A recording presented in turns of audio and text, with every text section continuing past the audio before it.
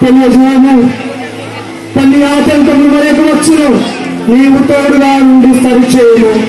ఈ పని యావత్తు నీకు అప్పగించున్నాను, సక్రమంగా నివర్తించును. తండ్రి, కుమార, పరిశుద్ధాత్మ నామములో సమస్తం యావత్తు జరిగి లోక రక్షణతో దేవుని రాజ్యము స్తుతింపబడును. ఈ ప్రణాళిక యావత్తు తండ్రి అయిన దేవుడు ఎంతో ఆసక్తి కలిగి నెరవేర్చును. ఆమేన్.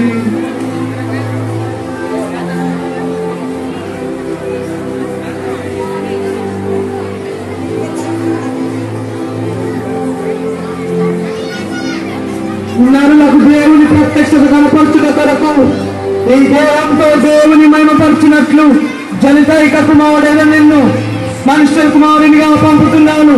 నీ శరీరంతో నన్ను మహిమపరచి దేవుని భయము లోకంలో నింపి నా సన్నిధికి తిరిగి నిన్ను రప్పించుట నా ప్రణాళిక ఉన్నది.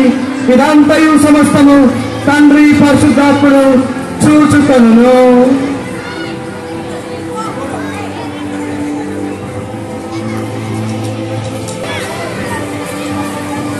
ముందుగా ప్రధాన ప్రవక్త అయిన యెషయా ప్రవక్త క్రీస్తు జన్మస్థలము గురించి ముందుగానే ప్రవచించెను.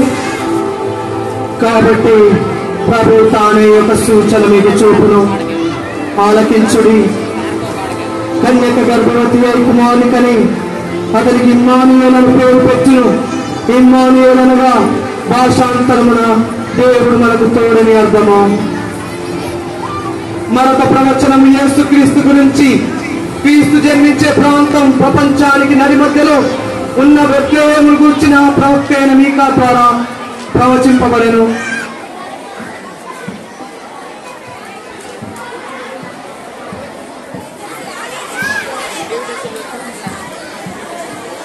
బెత్లెహేము ఎఫ్రాతా యూదా వారి కుటుంబములలో నీవు స్వల్ప గ్రామమైనను నా కొరకు ఇశ్రాయేలు నేలబోనాడు నీలో నుండి వచ్చును.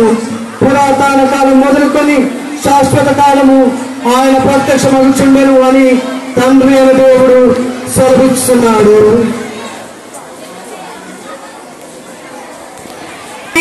సమయం సమీపించిందని తెలుసుకుని కొందరు స్త్రీలు ఆ దేవదేవుని మనుష్య కుమారుని జననము కొరకై ఎదురు చూస్తుండేను.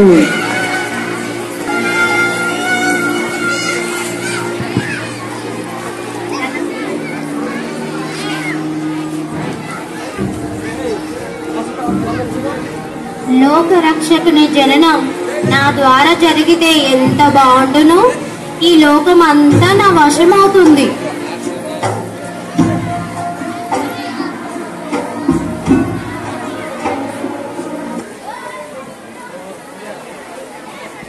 జన్మిస్తాడు.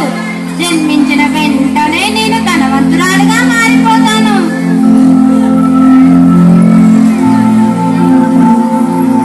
ఈ లోకరక్షకుడు ఇలాంటి పేద అందంగా లేని వారిలో జన్మిస్తాడా ఏంటి? కానే కాదు, ఖచ్చితంగా నా గర్భంలోనే జన్మిస్తాడు. లోకరక్షకుడా, నువ్వు నా గర్భంలో జన్మిస్తే నువ్వు పుట్టాక జననానికి నిన్ను చూపించి ఎక్కువ మొత్తంలో లాభం పొందుతాను, ఆస్తి సంపాదిస్తాను. నాకున్న పేరు ప్రఖ్యాతలు ఈ ఊరిలో ఎవరికైనా ఉన్నాయా ఏంటి? ఓ లోకరక్షకుడా, నువ్వు నా గర్భంలోనే జన్మించాలి. ఖచ్చితంగా ఇదే జరగాలి.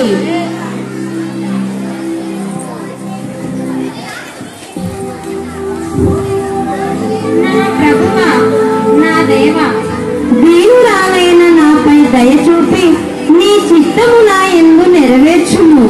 నీ దాసురాలను కటాక్షించుము. ఆమేన్.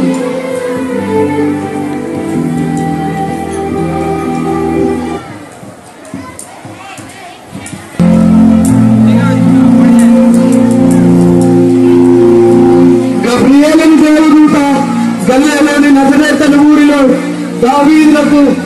దావీదు వంశస్థులైన యోసేపునకు ప్రదానం చేయబడిన కన్యకకు దేవుడి చేత పంపబడును.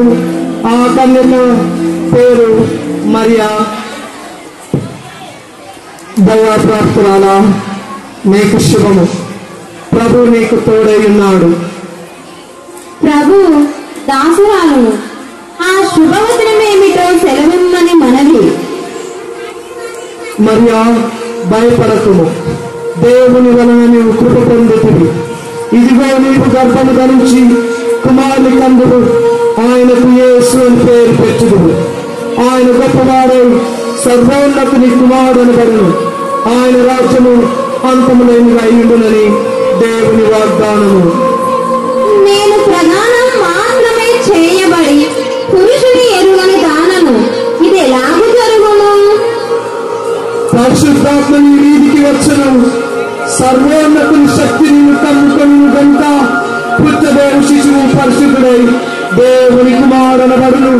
దేవుడు చెప్పిన ఏ మాటలను నిరంతకము కానేరదు. ఇదిగో ప్రభువు దాసురాలను, నీ మాట చొప్పున నాకు జరుగును గాక.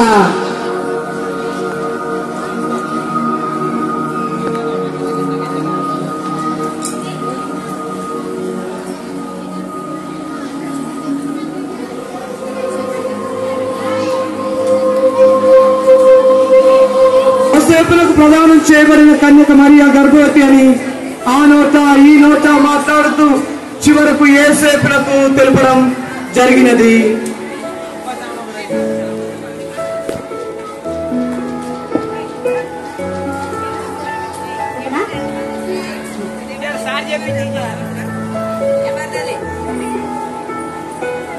యోసేపు, యోసేపు, ఇది విన్నావా? నీ ప్రదానం చేయబడిన మరియా గర్భం ధరించిందంట. నీకు తెలిసిందా ఈ విషయం? అవునా? ఇది నిజమా? మరియా ఇంత చేసిందా? అవునవును, ఇది నిజం. ఊరంతా ఇదే విషయం మాట్లాడుకుంటున్నారు. ఇక వెళ్ళొస్తాను, జాగ్రత్త మరి.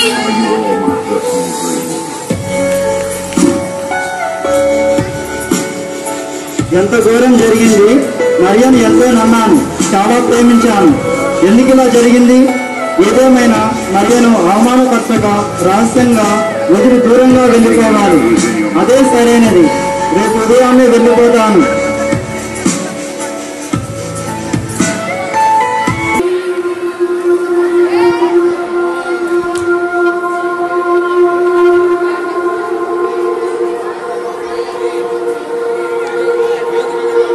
యోసేపు, యోసేపు, ఈ దేవుడు సెలవిచ్చిన మాటను ఆలకించును.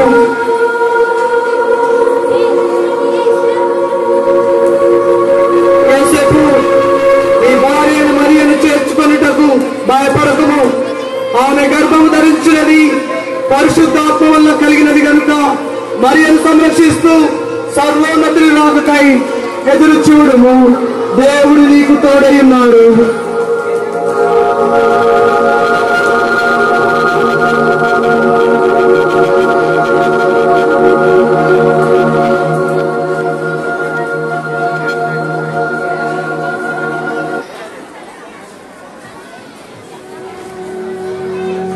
అయ్యో, ఎంత కఠినంగా ఆలోచించాను. మరియను అపార్థం చేసుకున్నాను. ఆ దేవుని చిత్తమును అర్థం చేసుకోలేకపోతుంది. వెంటనే మరియ వద్దకు వెళ్తాను. ఎలా ఉందో ఏమో మరి.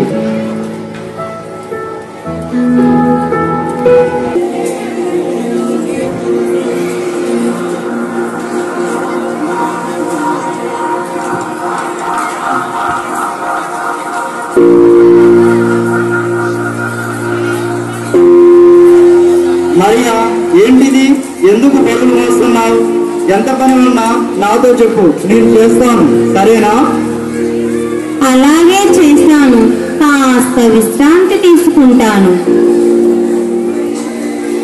ఆ దినములలో సర్వలోకములకు ప్రజా సంఖ్య రావాలనని కైసర్ అగుస్తు వలన ఆజ్ఞాయను. ఇది కూడినప్పుడు జరిగిన మొదటి ప్రజా సంఖ్య.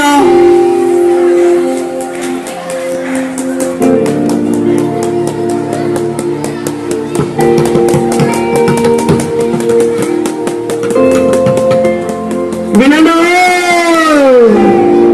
వినండి, సహోదరులకు, తెలియజేయగా సర్వలోకములకు ప్రజా సంఖ్య రావాలని కైసర్ అగుస్తు వలన ఆజ్ఞాయను. కావున తమ తమ ప్రాంతములకు, తమ పట్టణములకు వెళ్ళి తమ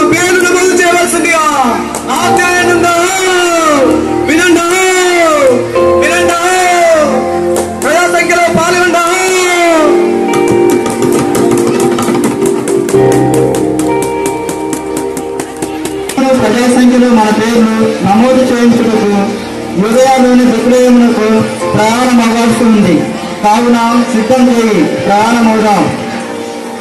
అలాగే ఇది సర్వలోకానికి జరుగుతున్న మొదటి ప్రజా సంఖ్య. తప్పకుండా మనం వెళ్ళాల్సి ఉంది. కూర్చోబెట్టుకుని బెత్లెహేం నగరానికి బయలుదేరాడు.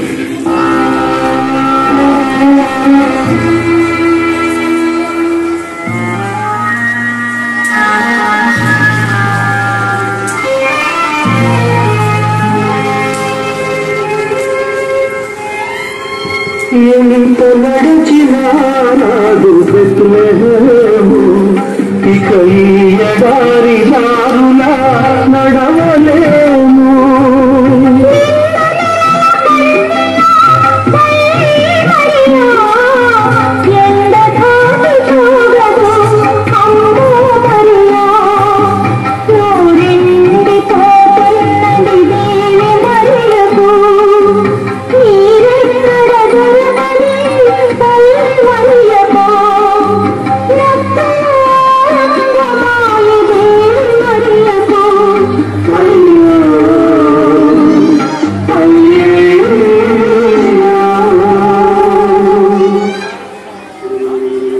ప్రయాసతో బెత్లెహేం నగరానికి చేరుకున్నారు దంపతులు. అప్పటికే నగరం నలుమూలల నుండి వచ్చిన జనంతో కిక్కిరిసిపోతుంది. యోసేపు మరియలకు కనీసం తలదాచుకోవడానికైనా జానెడు చోటు దొరకలేదు. ఇక నడవలేను. మరియా, కాస్త ఓపికగా ఉండు, సత్రంలో స్థలం ఉందేమో చూద్దాం. అయ్యా తలుపు తీయండి. అమ్మ తలుపు తీయండి. చెప్పండి, ఏంటి సంగతి? అయ్యా, అమ్మ, నా భార్య బలహీనంగా ఉంది, కాస్త మీ సత్రంలో చోటు ఇవ్వగలరా? అలాగూ, కానీ ఈ రోజే మా బంధువులు వచ్చారు. ఇల్లంతా వారే ఉన్నారు. మీకు సత్రంలో స్థలం ఇవ్వలేము. వెళ్ళండి వెళ్ళండి.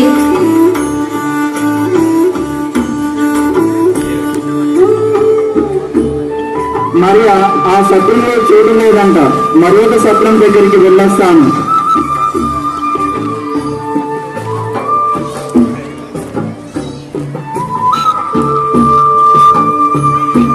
అమ్మా, అయ్యా, కొంచెం బయటికి వస్తారా? అయ్యా చెప్పండి, మేము ఏం సాయం చేయాలి? అమ్మ, నా భార్య నొప్పితో బాధపడుతుంది, కాస్త తలదాచుకుంటూ మీ సత్రంలో కొంత చోటు ఇవ్వగలరా? లేదండి, మాది చిన్న సత్రం, ఖాళీ స్థలం లేదు. మీకు స్థలం ఇవ్వలేము. మరో చోట ప్రయత్నించండి.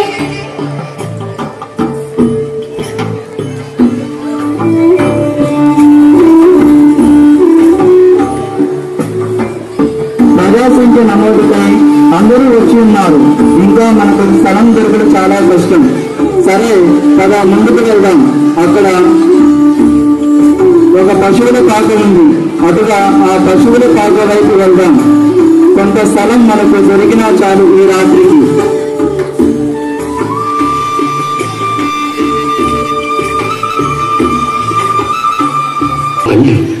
ఆ కన్య, ఆ శిరోమణి ప్రసవ వేదన పడుతుంది. ఈ లోకానికి ఒక మహోన్నతుడు రాబోతున్నాడు. వస్తున్నాడు, వచ్చేశాడు.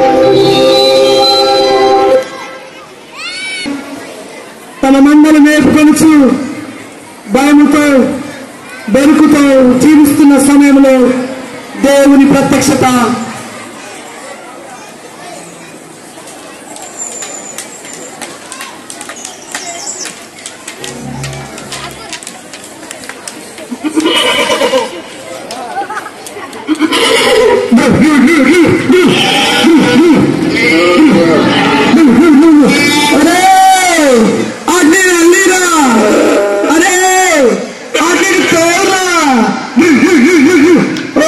సీకట్లో పరిగెత్తున్న పడుతుంది.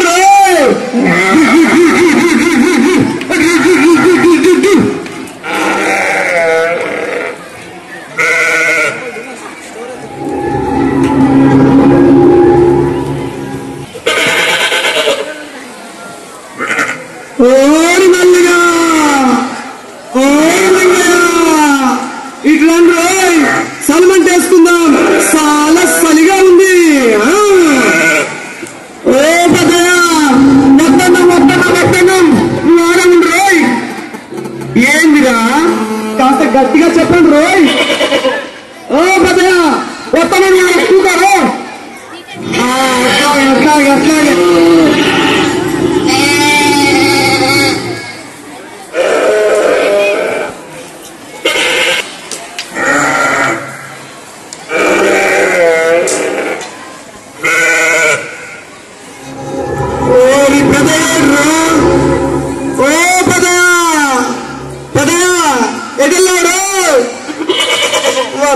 వత్తనరా కాళ్ళ తీపు. నువ్వేమో కేకెత్తావు, నాకేమో వినపడతావరు. ఇంటికాడ మా ముసలి ఏం చేస్తాందో ఏమో. అమ్మా అయ్యా ఓ పదా నువ్వు వచ్చేలోపు తెల్లారేలా ఉంది రే.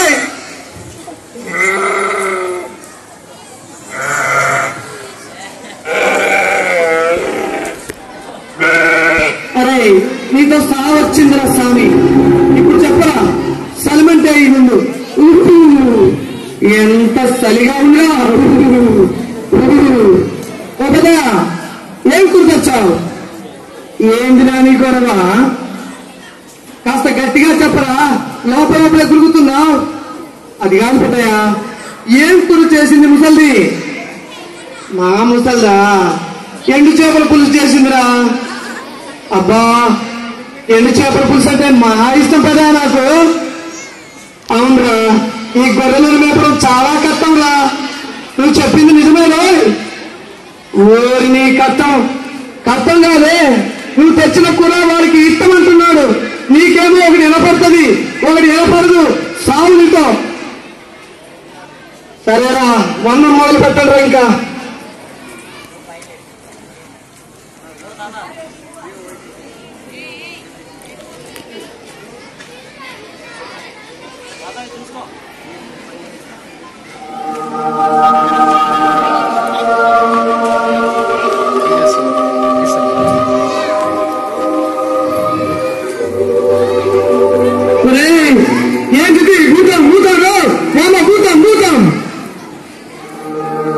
గొల్లలారా భయపడకుడి.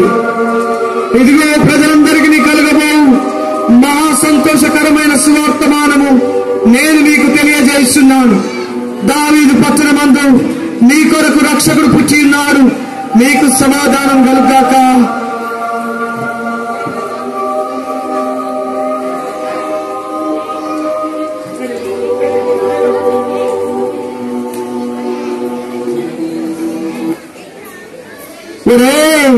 మన చీకటి బ్రతుకును బ్రతికించడానికి వెలిగించడానికి రక్షకుడు పుట్టాడంట. వెళ్తాం రా, పదండి పదండి.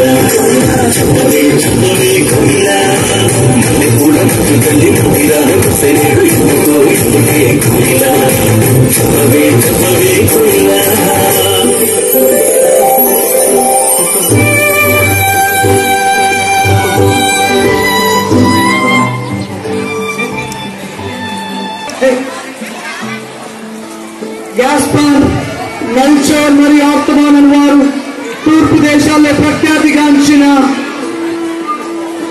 రాజులు ఒక సమయంలో వారు సమావేశమై ఏ తీర్పు జరగడం గురించి చర్చించారు.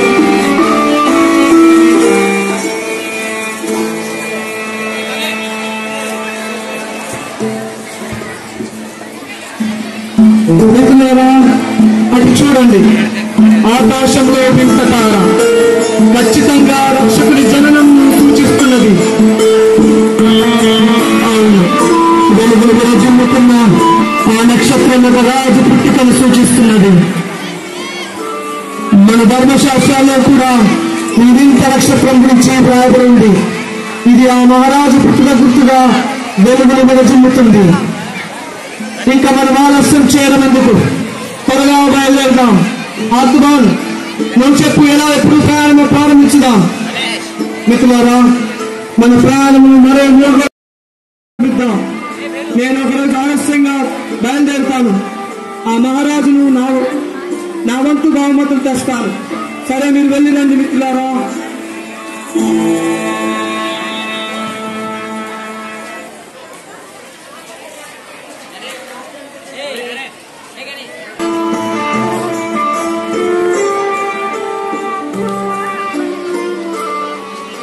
ప్రభువా, నీ దర్శనం కొరకు 2 సంవత్సరాలు స్నానం చేస్తున్నాను. నాకెన్నో ఆటంకులు ఎదురైనవి. నిన్ను చేరుకోవాలనేమో. నేను నీ ఆశీర్వాదం నాకు దయచేయము. నా మిత్రులు నాకు ముందుగా నీ దర్శనంకు వచ్చి ఉన్నారు. వారికి దక్కింది నీ దర్శన భాగ్యం. ఏదేమైనా నిన్ను మాత్రమే సేవిస్తూ నా జీవిత ప్రయాణం తుదముట్టిస్తాను. ఆమేన్.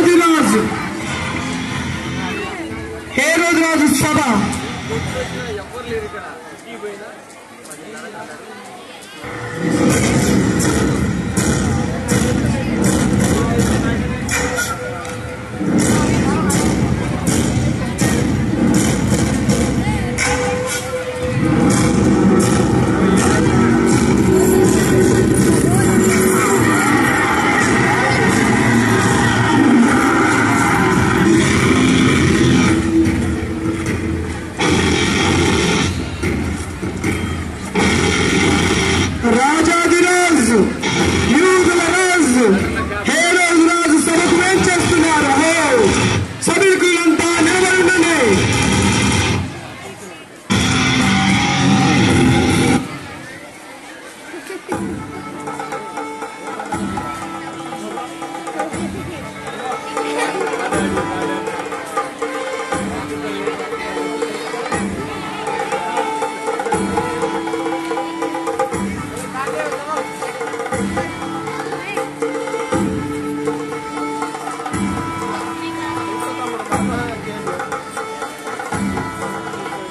మహారాజా వందనములు.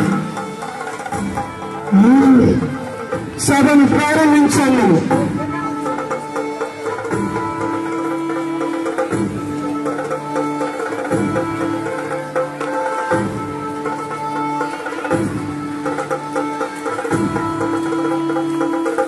రాజా వందనములు.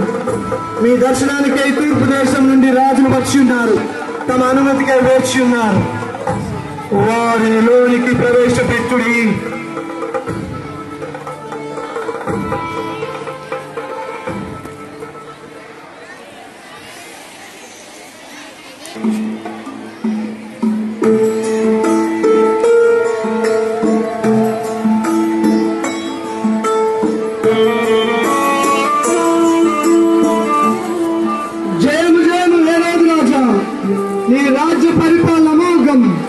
మేము తూర్పు దేశపు జ్ఞానులం. యూదులకు రాజుగా పుట్టినవాడెక్కడున్నాడు? నీ రాజ్యంలోనే జన్మించాడు. తూర్పు దిక్కున ఆయన నక్షత్రం చూసి ఆయనను దర్శించి పూజింపవచ్చితిమి. ఆ రాజు జాడను మాకు తెలుపమని నిన్ను అడుగుతున్నాము. యూదులకు రాజు పుట్టారా? ఈ విషయం గురించి మా శాస్త్రులతో తర్కించి మీకు సమాచారం అందిస్తాను. మీరు వెళ్లి మా అతిథి గృహంలో విశ్రాంతి తీసుకుని.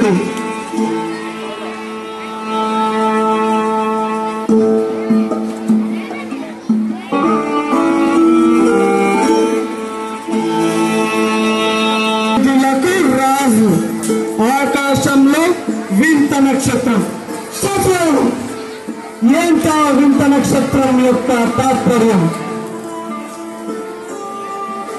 మహారాజా, ఆకాశంలో వింత నక్షత్రం యొక్క గొప్ప వ్యక్తి గురించి ఆయన జన్మం సూచిస్తున్నది.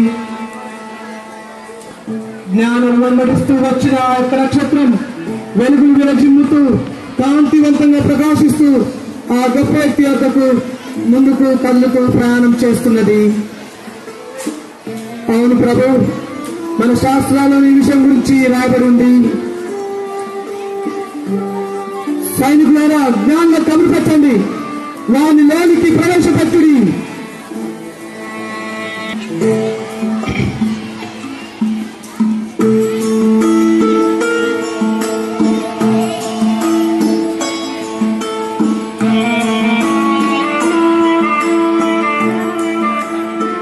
జ్ఞానులారా, మీరు చెప్పింది నిజమే. మా దేశంలోనే ఒక గొప్ప వ్యక్తి జన్మించి ఉంటాడు. మీరు వెళ్ళి ఆ గొప్ప వ్యక్తి జాడను తెలుసుకొని దర్శించండి. ఆ సమాచారం నాకు తెలియజేయండి. నేను నా రాజును దర్శిస్తాను. ఇక మీరు వెళ్ళండి.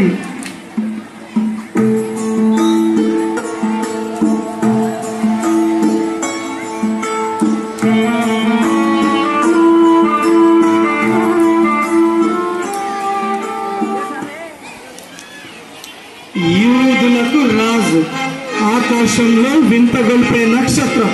ఇదే సత్యం. యూదులకు రాజు ఎలా అవుతాడు? రాజు చూస్తాను. ఆ రాజు సంగతి అంతం చేస్తాను. వాని అంతు చూస్తాను. సైనికులారా, చిత్తం ప్రభు. సైనికులారా, బెత్లెహేములోని పరిసర ప్రాంతములలో ఉన్న 2 సంవత్సరాలు మొదలుకొని తక్కువ వయసు గల మగపిల్లలందరినీ వాటించండి. ఇది నా ఆజ్ఞ. వెళ్ళండి. ఆజ్ఞ ప్రభు.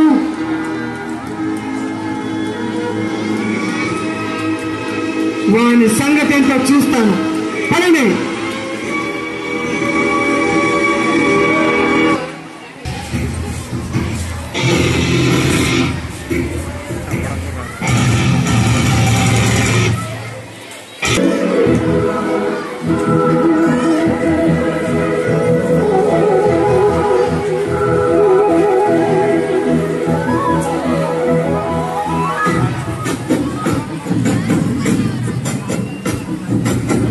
రాజులకు రాజైనా ఎద్దులకు పెద్దంతా ఎట్లను చూడములకు పెదంతా సూరసక్కడంతా పసుల పక్కడంతా నాదీదుకోబడుడంతా ఎదురు చెప్పుడంతా కనులారా కనులారా కనులారా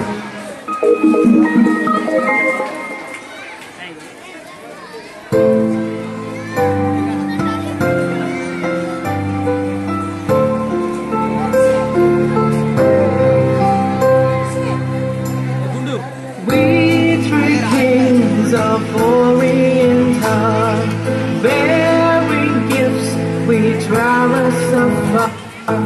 We went round and more and mountains, following your star. Born a king on Bethlehem's plain, gold I bring to crown him again.